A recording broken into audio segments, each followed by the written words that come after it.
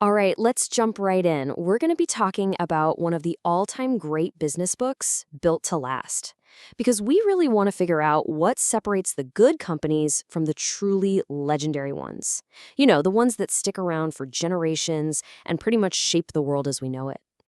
So let me just ask you, straight up, when you picture a company that's an absolute giant, one that's stood the test of time, what do you think is their secret sauce? What's at the heart of it all?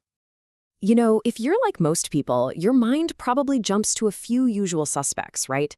A genius idea that nobody ever thought of before, some super charismatic famous leader, a relentless, hardcore focus on making money, or maybe having the perfect business plan right from day one.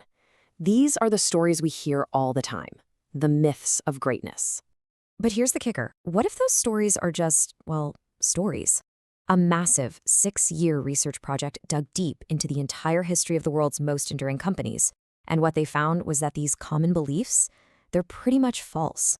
The actual data tells a totally different and frankly, a way more interesting story.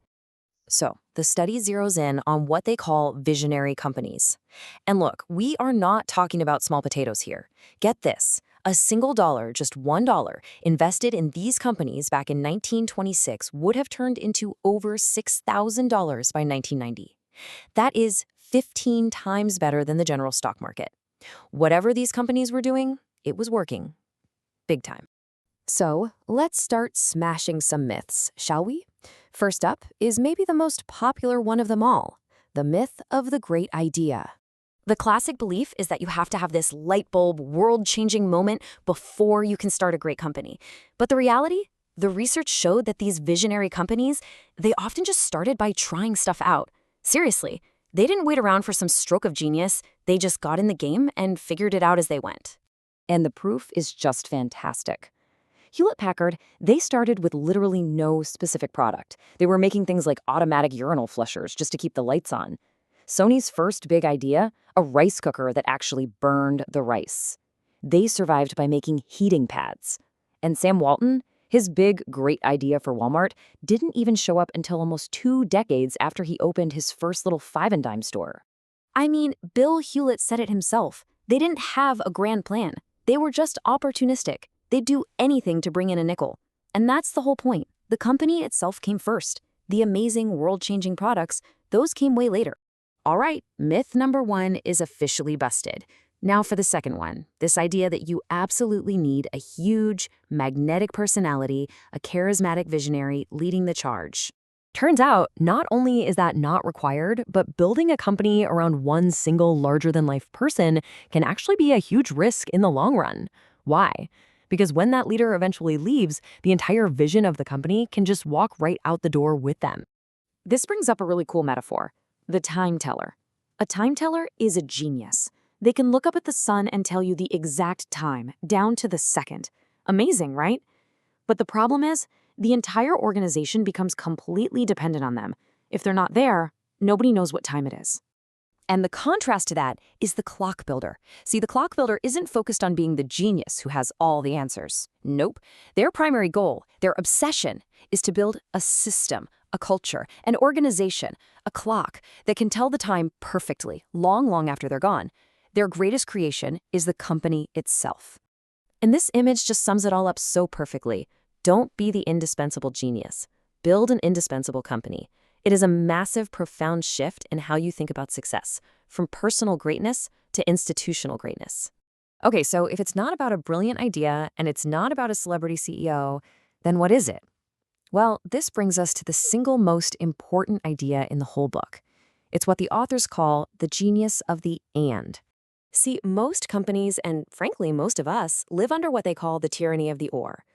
We think we always have to make a choice. You can have A or you can have B, but you can't have both. Visionary companies completely reject that idea. They find a way to have both A and B.